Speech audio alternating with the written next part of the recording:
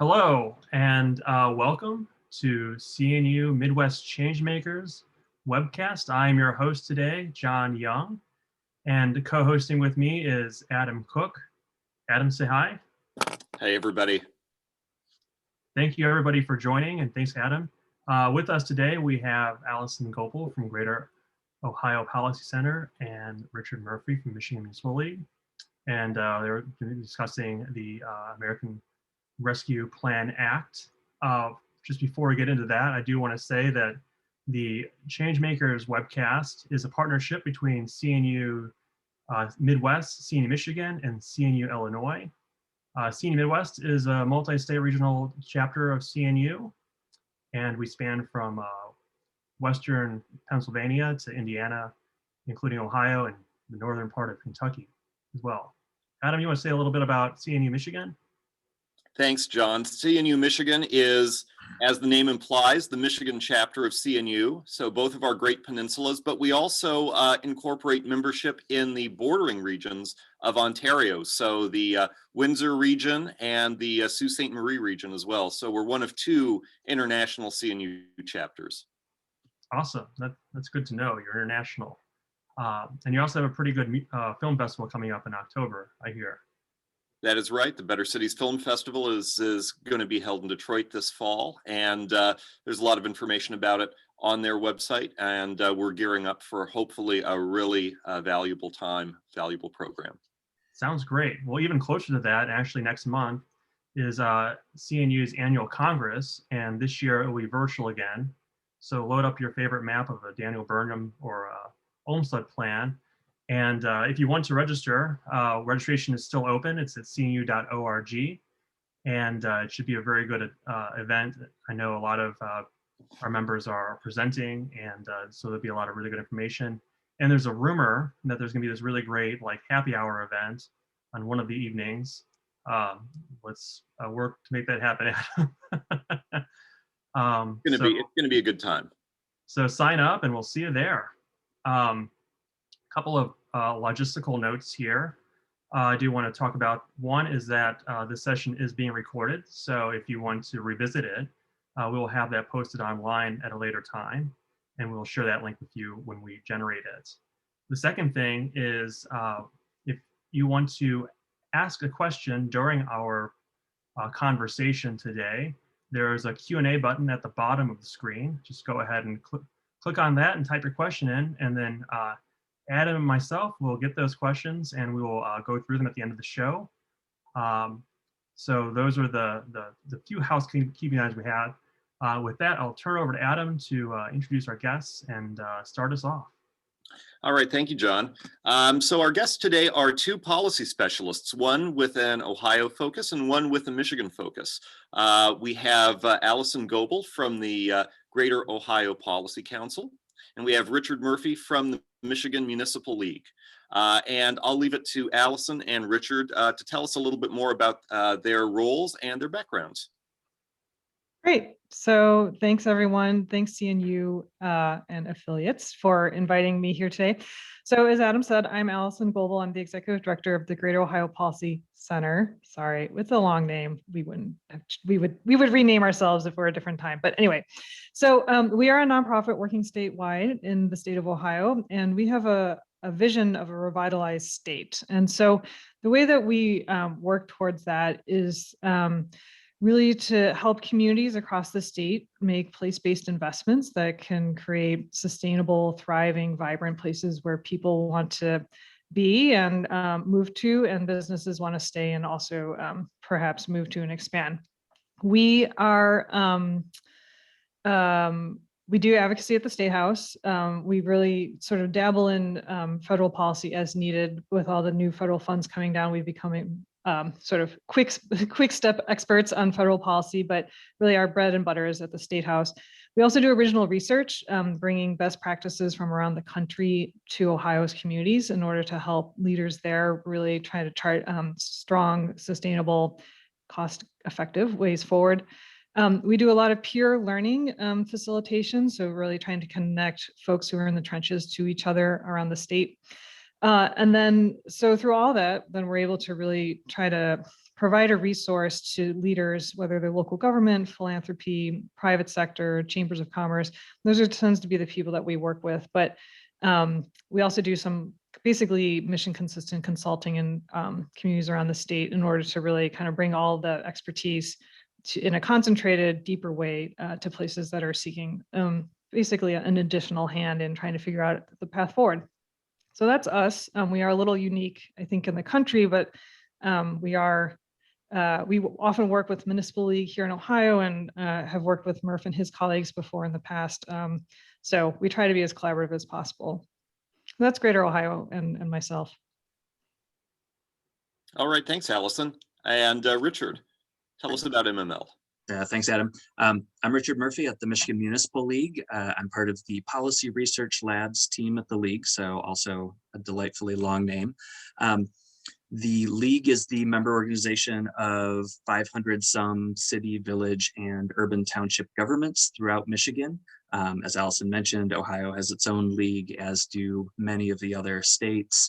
And the League provides a range of services from education, training, and networking for our members, state and federal advocacy in Lansing and Washington, and within my team, especially some direct technical assistance to members.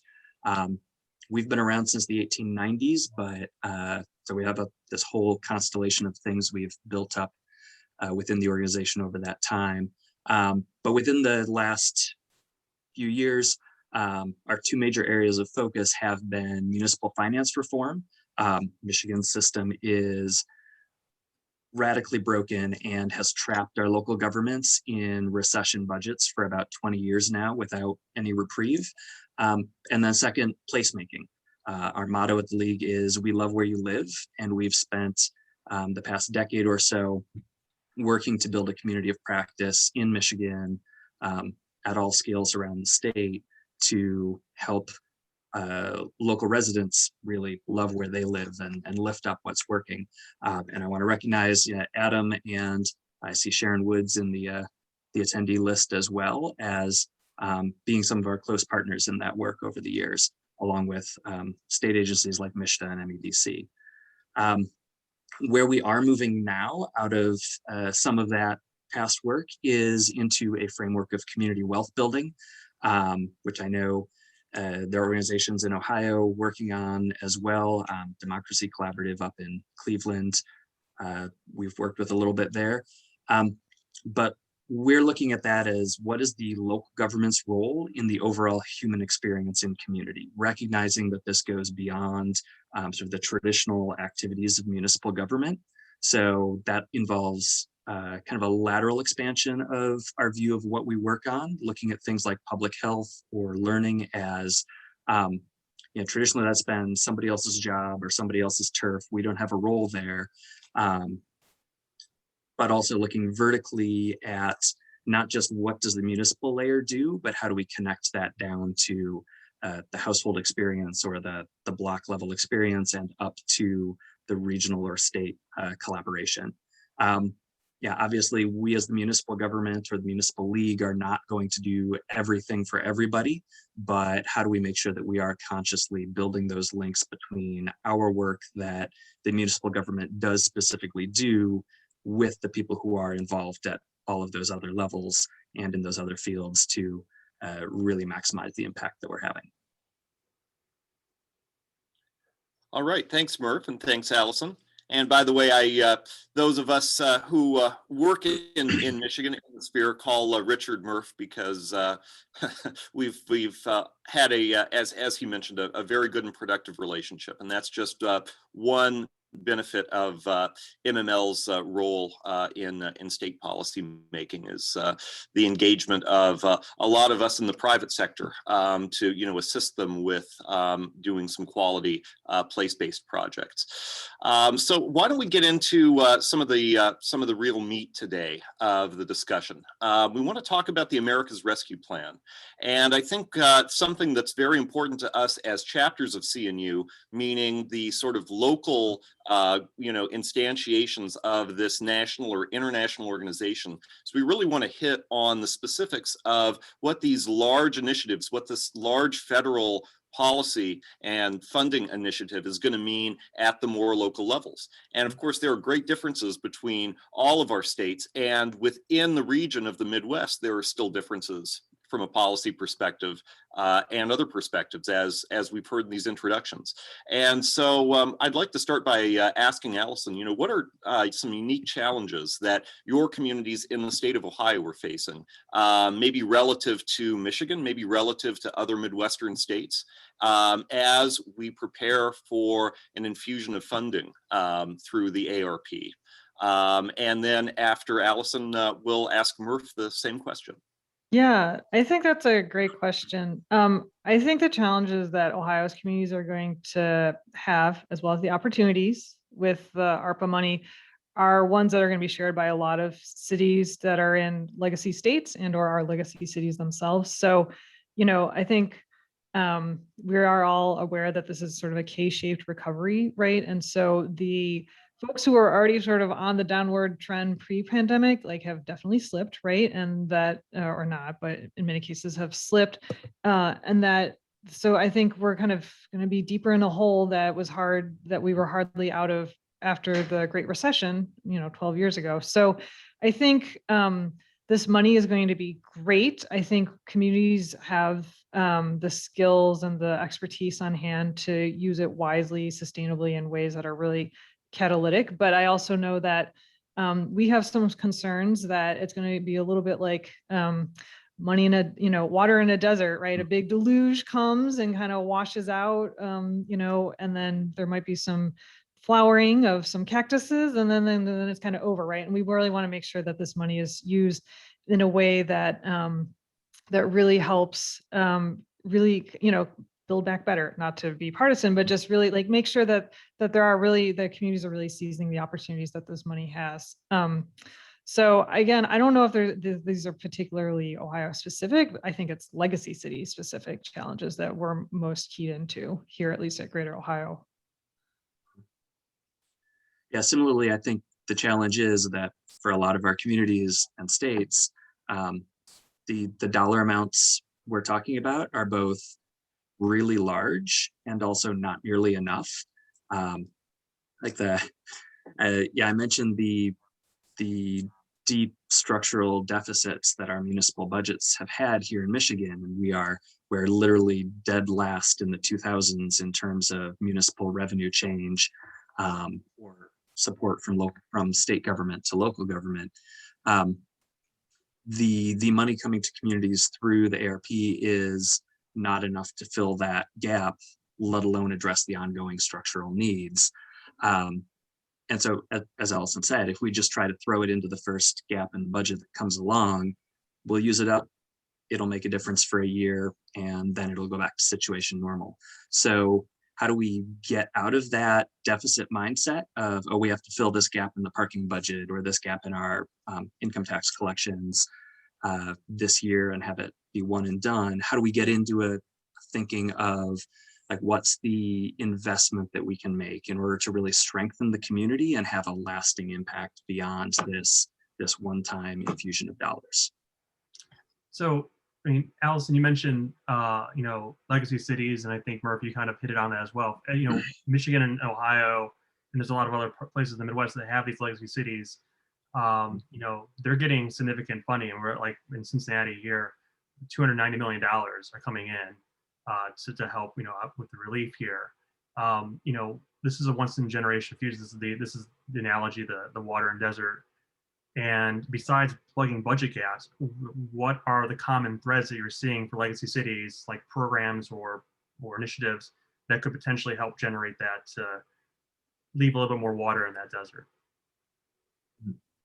Yeah, I was just talking with a community this morning who wants help trying to figure out how to do that. And I think a lot of especially the smaller legacy cities that we interact with in Ohio, everyone's they know that it can't just be sort of plug the holes and go, but they are still trying to figure out how to do that. The frameworks that we are trying to share with folks are think about how do you sort of get out of the hole? How do you stabilize, but how do you invest in the future, right? And think about your money trying to broadly fall into those three buckets, also with a lens towards equity, right? So like making sure that this recovery really is going to benefit all residents, and again, sort of come back better than even before. But yeah, I mean, I think there's a lot of money out there, but that it's going to be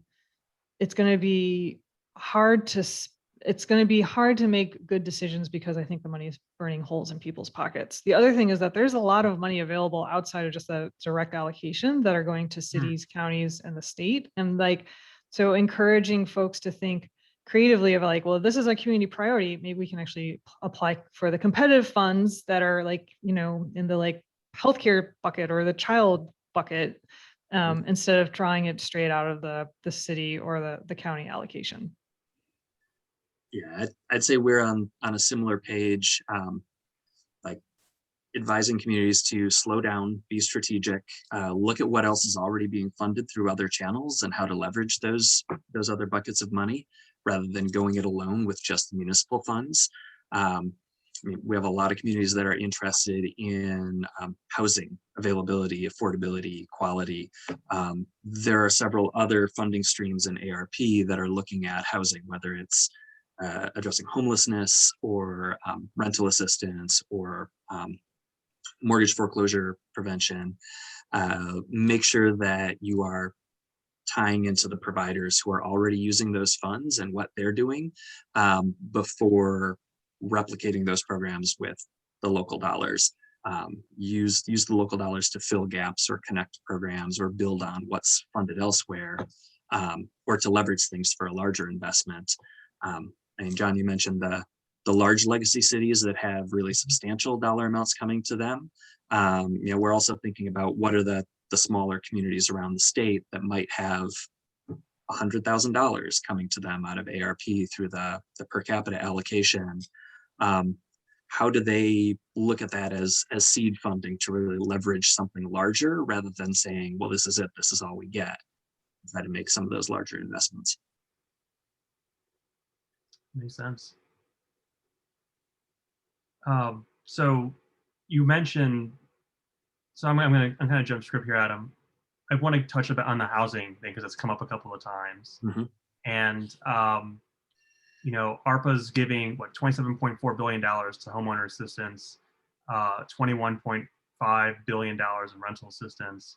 Another $5 billion is going to assist people who are homeless with immediate and long-term assistance. How are these funds addressing the temporary homeless crisis in Ohio and Michigan?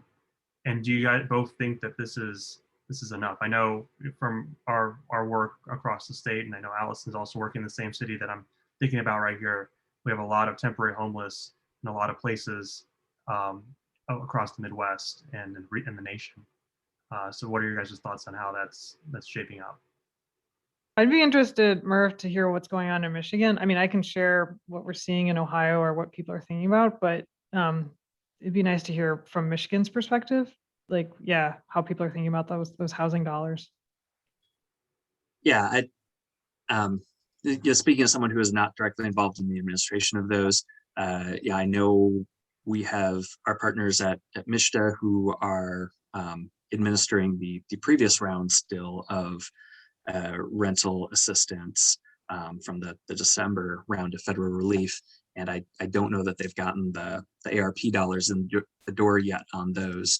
I know that the homelessness assistance allocations were announced as far as how those would be distributed a week or two ago.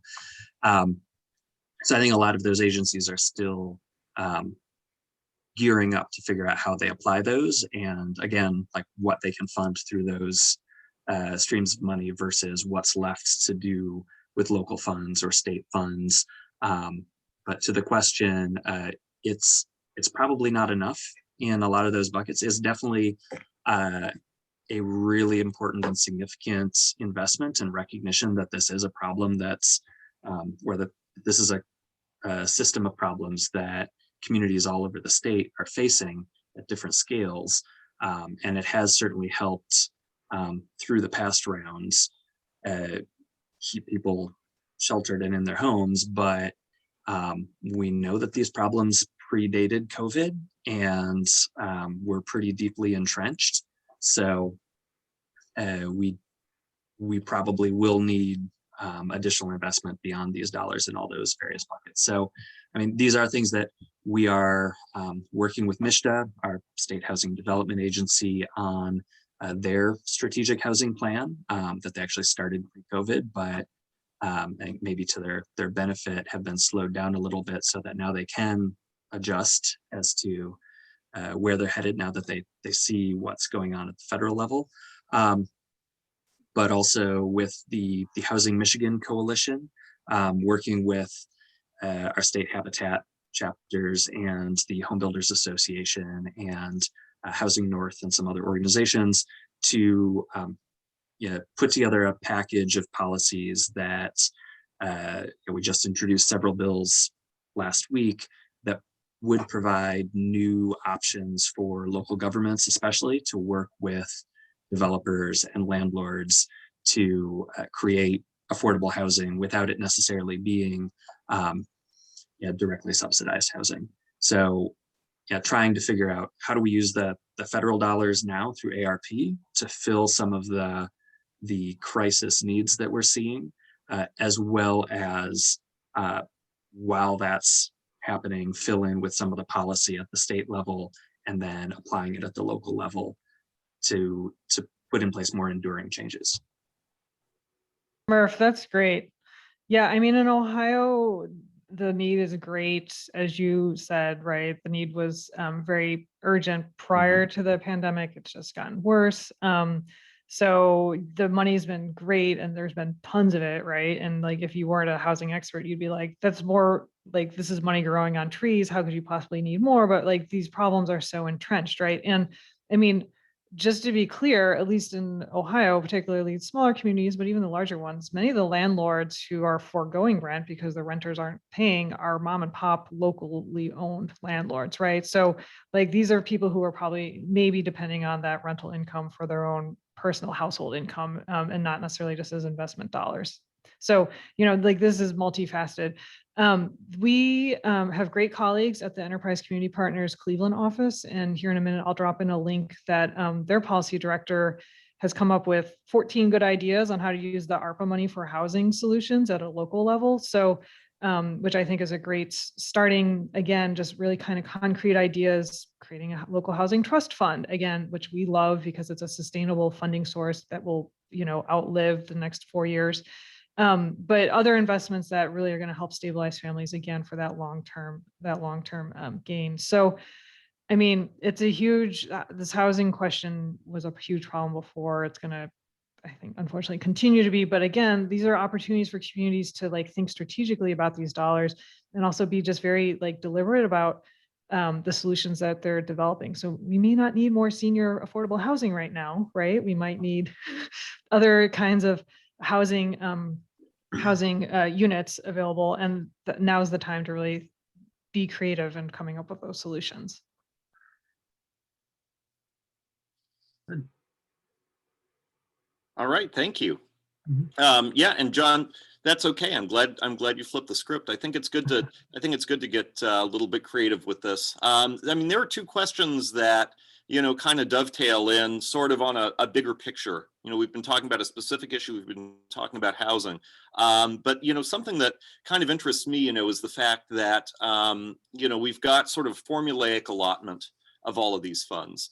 You're going to have larger cities, larger counties, getting, of course, a larger amount of funds, and then smaller jurisdictions getting smaller allotments.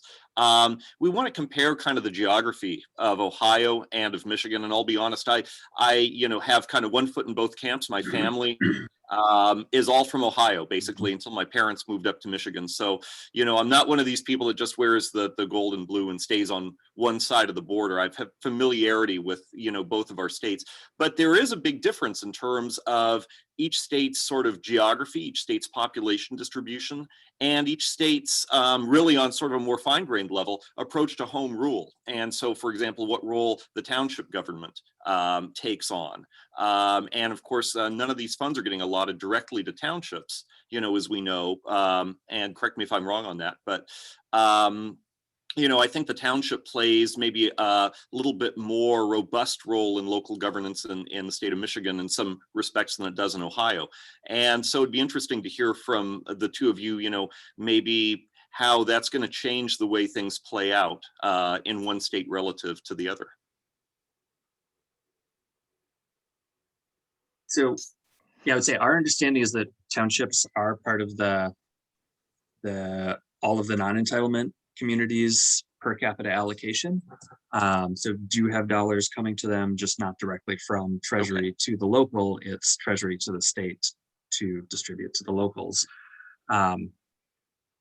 But I will admit, our sister organization, the Michigan Townships Association, is looking much more closely at those than I am.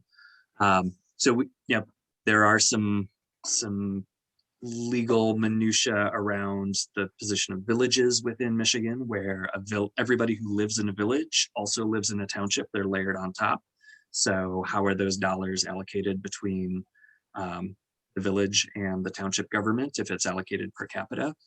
Those are things that we're working with NLC, National League of Cities, at the national level to help engage Treasury around as they're doing the final rulemaking.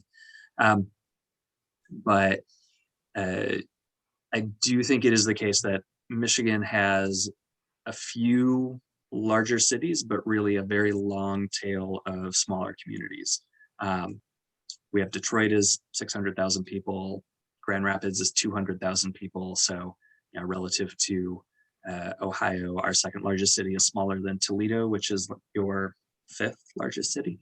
But 90% of our membership at the league has a population of under 10,000 people.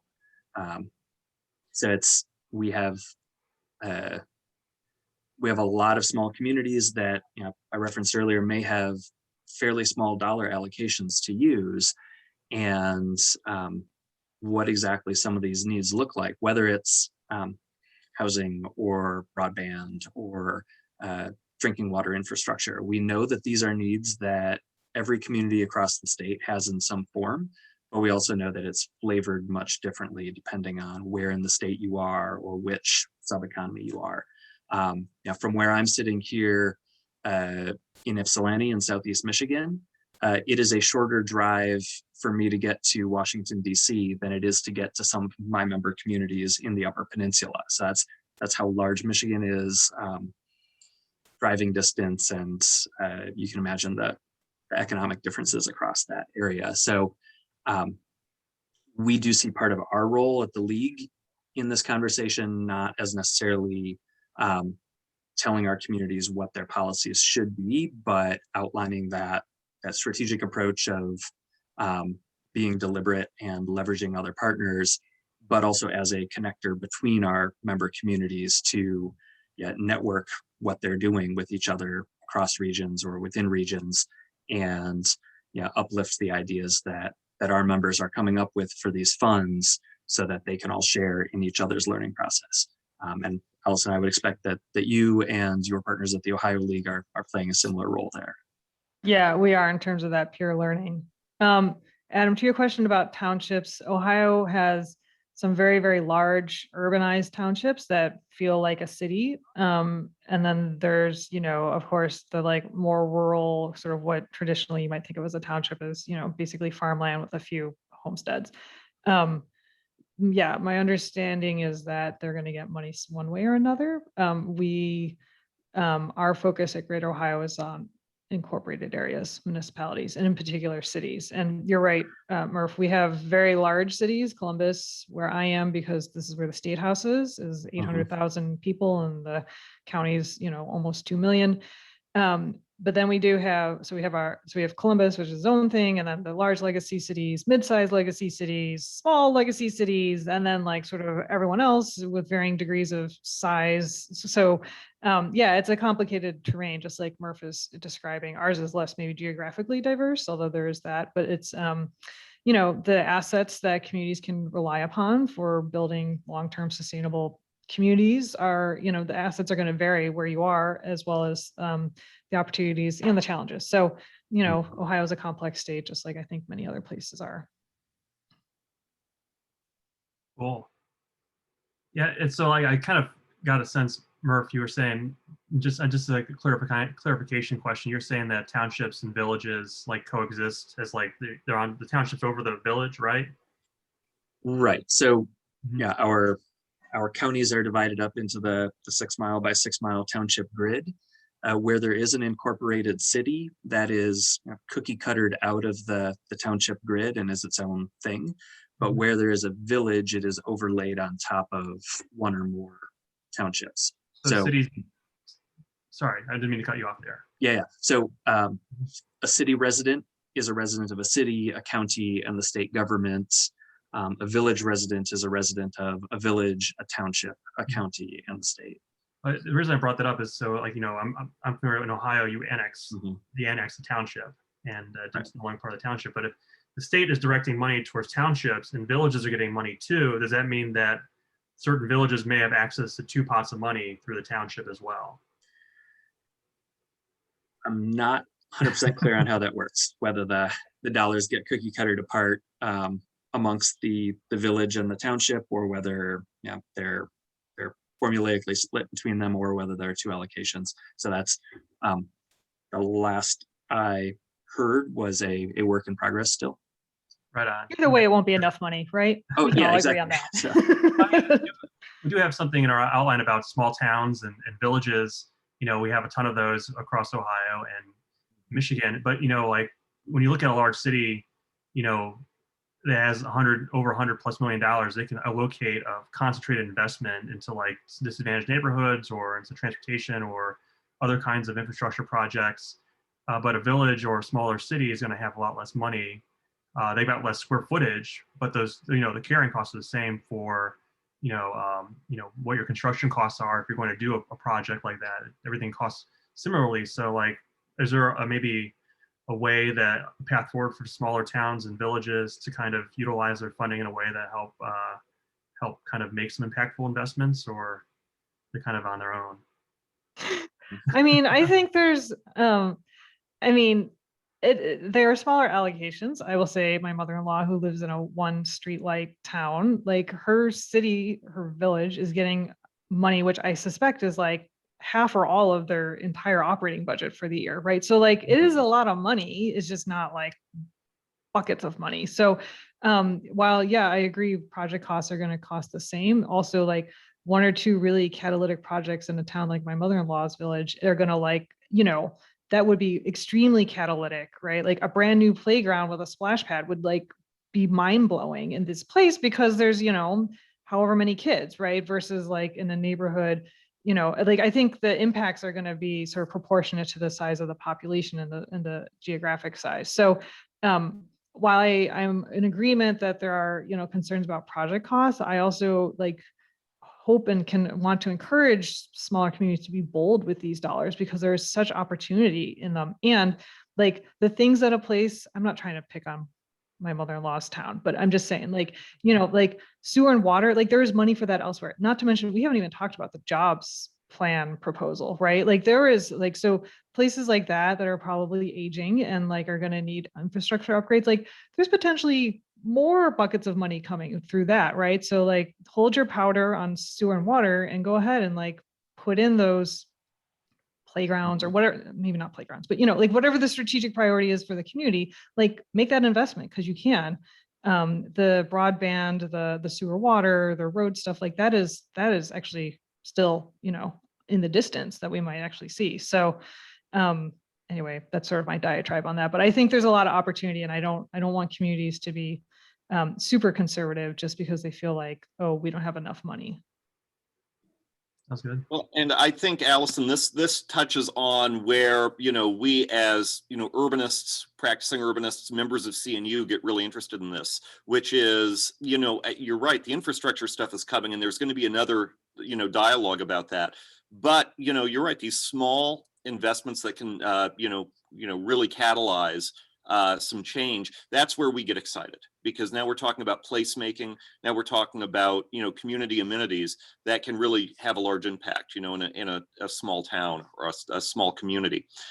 So, maybe you and Murph could, describe, some, ideals or some examples or some maybe case studies that you think might be a good template for those of us in the urbanist world, in both Michigan and Ohio, that communities could look to when looking to, spend some of these dollars? So a colleague and I, like an hour ago, were saying maybe we should do a blog post on like 10 good projects. But part of that is like, what is your community priority, right? So like we were ragging on a community that has this idea of a very grand, elaborate pool. But as we were talking, we're like, well, the community priority is like sort of health and like trying to compete with the suburbs. Maybe you do need a grand pool that's like also tied to all these other things, right? So like, I mean, I would just, I'd love to hear if Murph has a list off the top of his head. We're still developing a list, but I would just caution that it all has to be contextualized into a strategic framework. Yeah, I will echo that. Like, it is a strategic context that the local community has to determine like what is actually important and then figure out what the case studies are, rather than me telling everybody like go do this thing. But I agree with you, Adam. It is something that can be sized to the community. It doesn't have to be a big multi-million-dollar thing to be transformative or to have a real impact.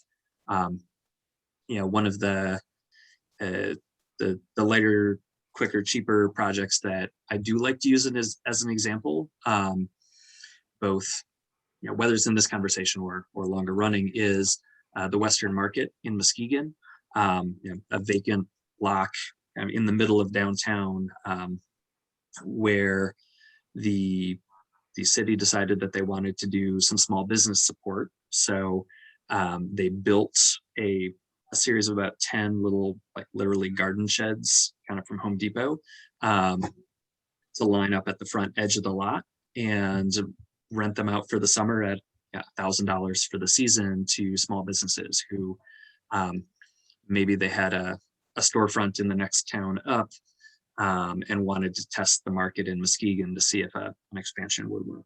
Or maybe it was somebody who mainly did Etsy or eBay and decided, they want to get their feet wet in the live retail environment. But the city provided the space for them and electrical hookups, and the back of the lot behind these sheds has like a sand volleyball court and some soccer goals and whatnot that they put up to keep kids entertained. And then they say, okay, everybody has to be open at X, Y, and Z hours on X, Y, and Z days to make sure that we get critical mass here and people can know when to expect it.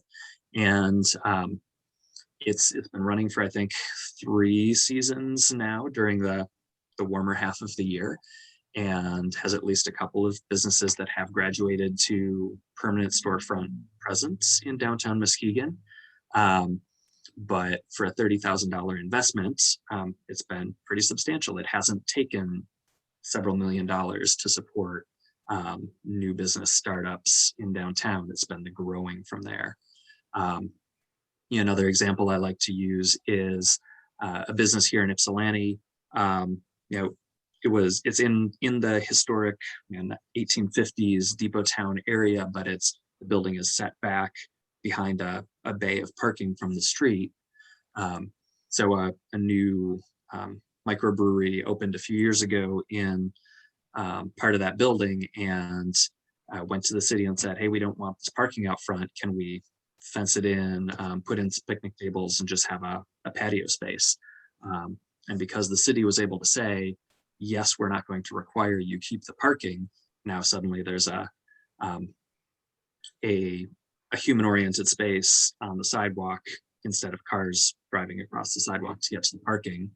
And then on the weekends, they have a food truck that pulls up next to it to serve food, because the business itself doesn't provide food on site. So it's these small things. It's using what's available, the space or the resources, or saying yes to the business that just wants permission and doesn't necessarily need a lot of money to do what they're trying to do.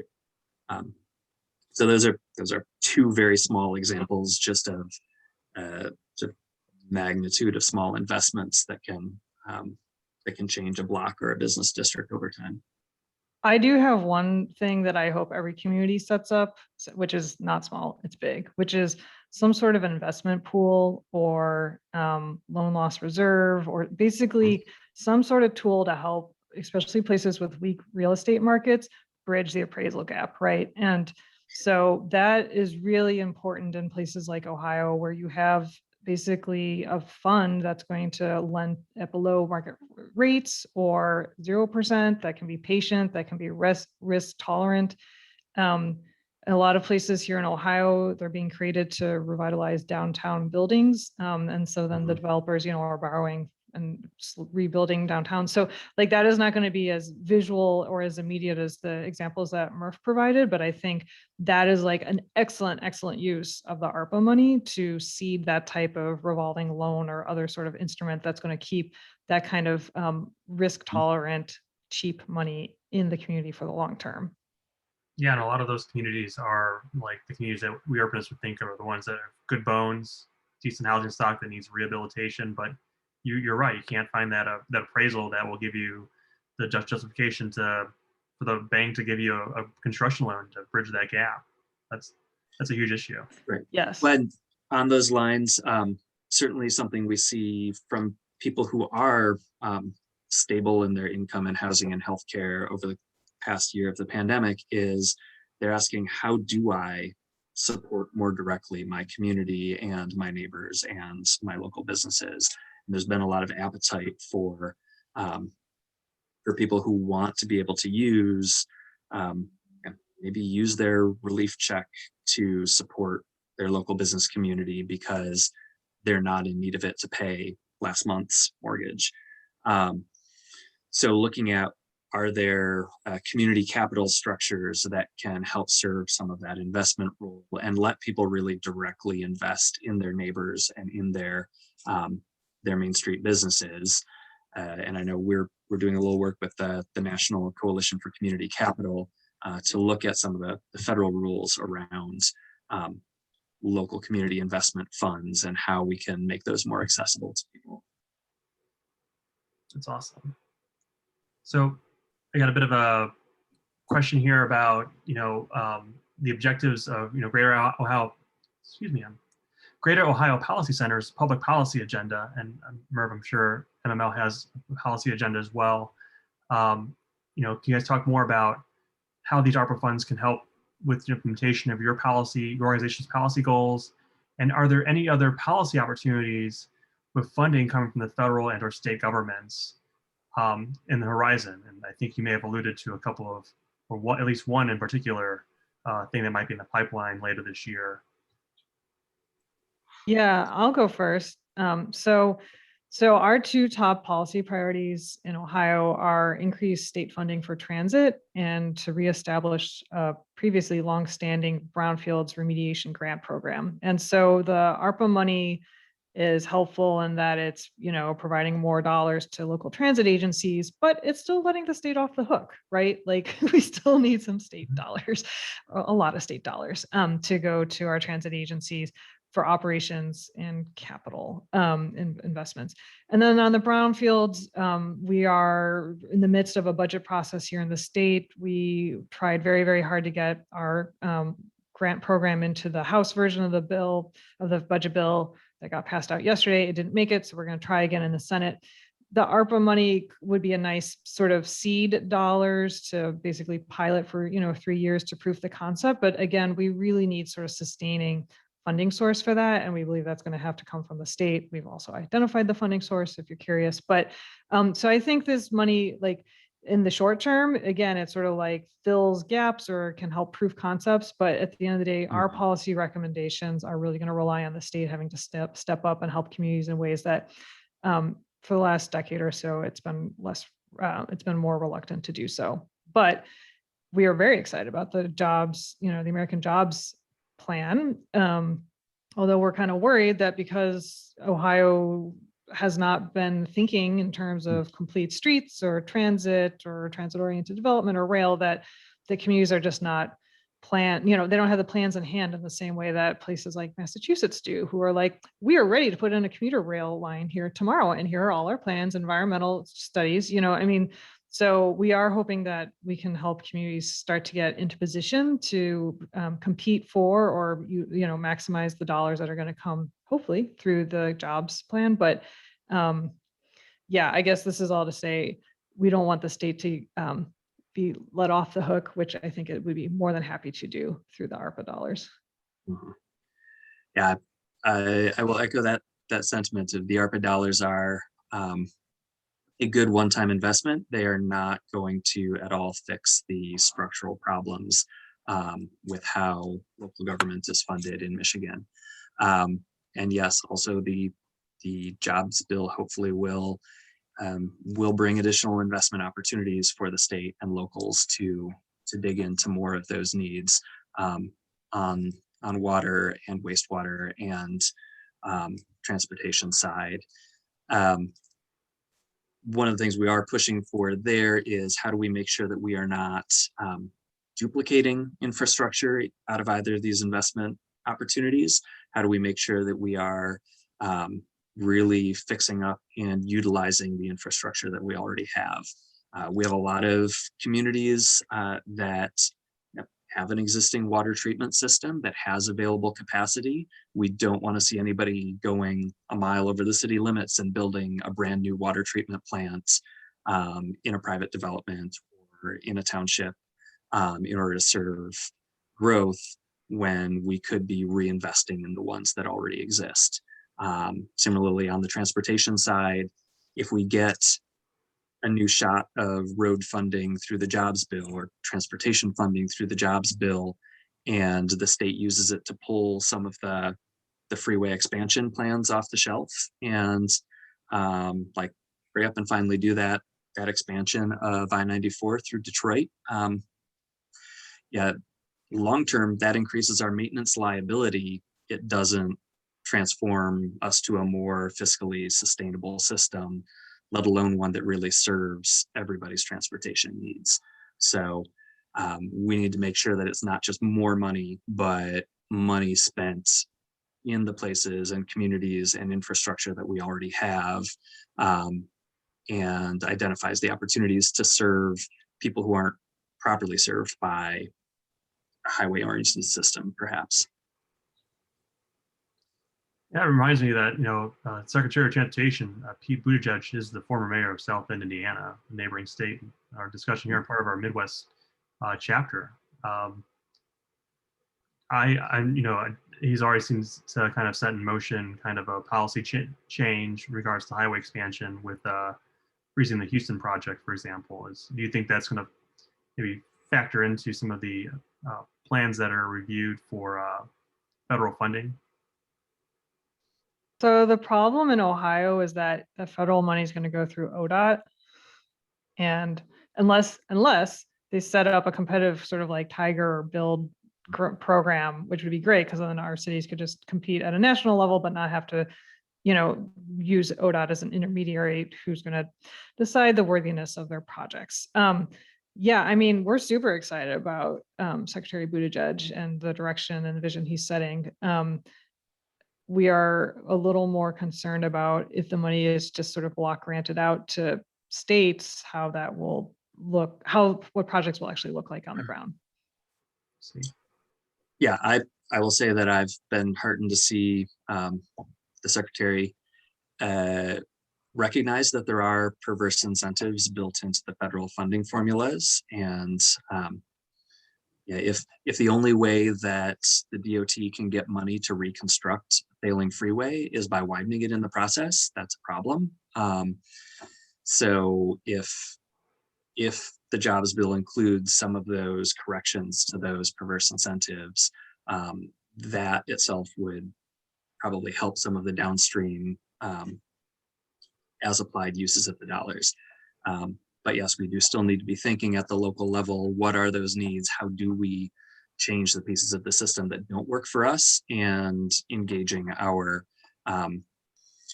county road commissions and our DOT regional offices to say, look, we know you don't have money right now, but if you do get money, we need to look at the street right here and figure out how it better serves the residents and the businesses along it, so that we're not just rebuilding things that don't work. Sounds good. All right, John. Well, we have about 10 minutes left. Do we want to go sort of to Q&A for anybody that's viewing?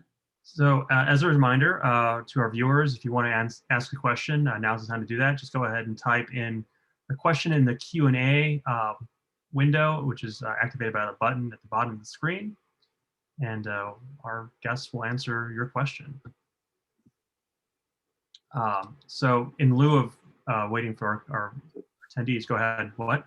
I was gonna say, since Mayor Pete is from South Bend, maybe you should invite him on the webinar next time, and we Murph, can ask him these questions ourselves. we were going to invite him to like be a panelist at one of our summits pre-pandemic, and I'm like still regretting we never moved on that because I think it'd be hard to get hold of him now.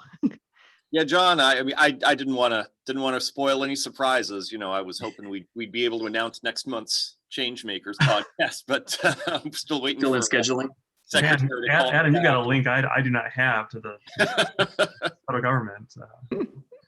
No, I think it'd be really great to have him on, or to even have him speak at CNU or this year or in subsequent years. I think it's going to be it's fascinating. Just as we're on top of Mayor Pete, my exposure to him was we had this like intern in our office, and he was from South Bend, and just kept on talking about the mayor of the city doing all this complete streets and doing all that street infrastructure stuff. It's like, we're doing it here. We're turning streets from one way to two way, and we're putting in different curb bump outs. And I'm like, okay, who is this guy? And he has a whole plan to do it. And I mean, it was really exciting to see that he's part of this now. So it's all good. I think a lot of us from the Midwest have Mayor Pete stories. You know, I was fortunate enough to be invited to teach. A few years ago, we were teaching a statewide curriculum based on placemaking and a lot of new urbanist concepts. And the city of South Bend invited us to come down there, even though we were only doing this in Michigan communities, and teach those courses to their city staff. And so I was able to do that and meet at that time the mayor and get the same tour. They were just beginning the early stages of construction on what they called smart streets, and I got to walk around and hear the same passion and fervor for some smart transportation policy there. And this was, of course, was at the time a small town mayor. So it's been really exciting to see, where he's ended up. Yeah. So John, something you had referenced before the session was thinking about things like child poverty rates that we haven't talked about, but since we don't have questions coming in. We have one question. Okay. I did want to say that is one of those areas that traditionally municipal government has not seen itself as having a significant role in, but we have a number of our member communities around the state who are starting to get into things like, what is that overall basic cost of living, looking at like the United Way's ALICE index to say, it's not just about housing affordability, it's about housing plus transportation, plus childcare, plus education. And are there roles that the local government can play in facilitating affordable childcare providers in opening up in the community? Or I know we have a couple of communities that have started partnering with local banks or credit unions on setting up child savings accounts that any child enrolled in the public school district has a child savings account opened in their name and a little bit of funding put in by the municipality and its philanthropic partners. So we do have some folks starting to look at that, and I've not yet heard of new program ideas coming out of ARP dollars specifically, but it's something that obviously we need to do more learning about at the league level in order to support some of our municipalities who are headed in that direction. Sounds good. So I'll go ahead and ask this question here, because this question actually does kind of dovetail into what you're talking about here. Can we talk more about equity and how we as practitioners can encourage using this money to really center equitable growth?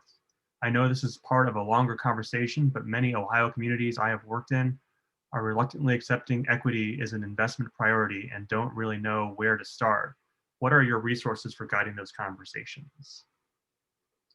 So we at Greater Ohio, within the next 2 months or less, will be releasing a report in partnership with the Lincoln Institute for Land Policy on equitable development strategies. And it's basically a how-to guide for communities exactly in this position that are like, we know we need to be thinking about equity. Like, where do we start? How do we do this?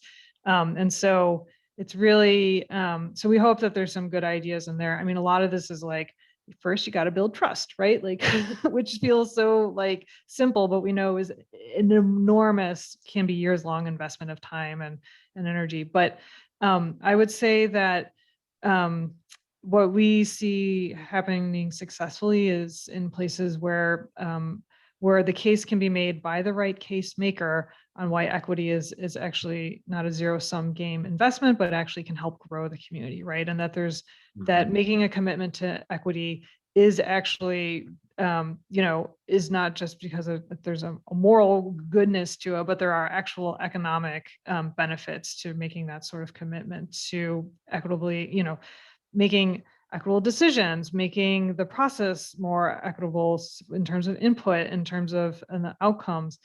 And so the guide we're going to offer has a lot of case studies. Sorry, not to be like, I don't have it today, but we don't have it today, but it's coming soon, right? And it has a lot of case studies of places where communities that are smaller that are doing this, we think, fairly successfully.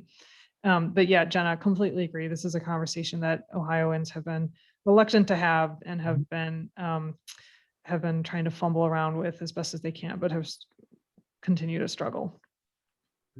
Yeah. Yeah, and it's the question of centering equitable growth is something that we have been looking at as we really work towards this community wealth building framework and examine some of the work that we've done in the past around placemaking and where it has worked and what communities it hasn't worked in, and try to do some evaluation and diagnosis of what maybe could we have done better to have more equitable outcomes out of some of the past work we've done, and what do we do now as we're thinking about new program areas. Yeah, I will say there are a lot of conversations around the state in our various member communities about what equity looks like locally. And it, again, those vary a lot across the state of Michigan. So a lot of it is figuring out what does equity mean locally to the folks having the conversation and to that broader community. And then how do we support them by connecting them to an organization that might be doing that work, or support them in figuring out how to engage their residents and their entrepreneur community perhaps in figuring out exactly what those equity needs are and how to address them, or just that peer learning of connecting them to another community that's already working on this. Awesome. That's a good